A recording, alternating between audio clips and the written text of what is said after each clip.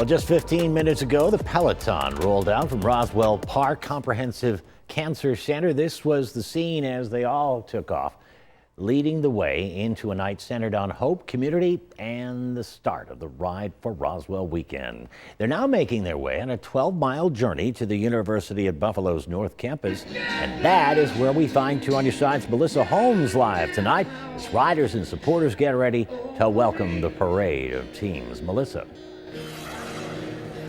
Hi there, Dave. Good evening, everyone. It is so beautiful and exciting here at the Celebration of Hope already, but the excitement will certainly come when those Peloton riders arrive here.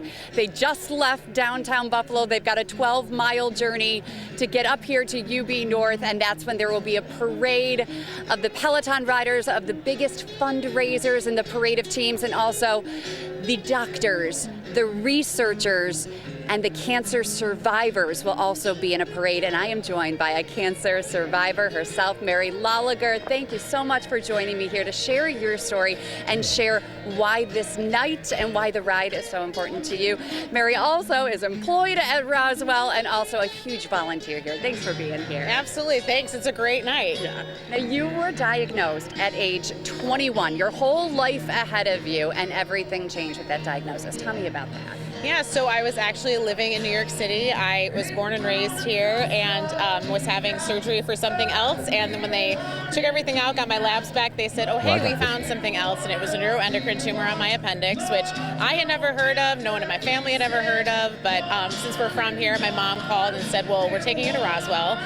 So fortunately, that was 12 years ago, and they've never found more. So I've been 12 years, no evidence of disease. But it's a total wild ride. And you really help young adults through this process because cancer can touch anyone. I just saw a 2-year-old over there who was taking a picture with his mom undergoing cancer treatment right now at Roswell, but it can touch anyone at any stage of life. Yeah, and young adults, it's so weird because we're, kind of a big group. It's usually adults 18 to 39, but we're all going through those huge life changes like you mentioned, which is enough chaos and change, and then to have cancer on top of it is a lot. But it's really nice that we have such a strong young adult community here that we can all kind of help each other go through it. And why is this night here at the Celebration of Hope so special to you?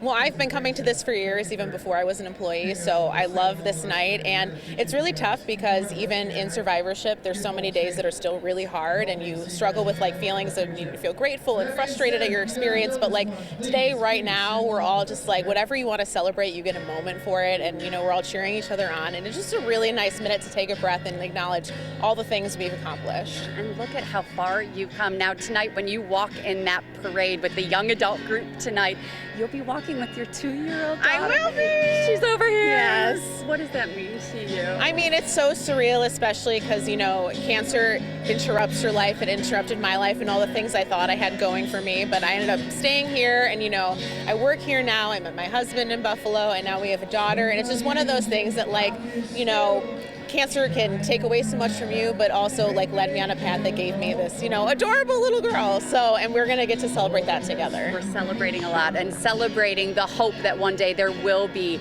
a cure for cancer. And that's why people are riding here this weekend to try to find that cure and celebrating so much. Thank you, Mary Loliger. Thank you for your story and for helping so many other people through the process too. But yes, the Peloton riders are on their way here. They'll be arriving.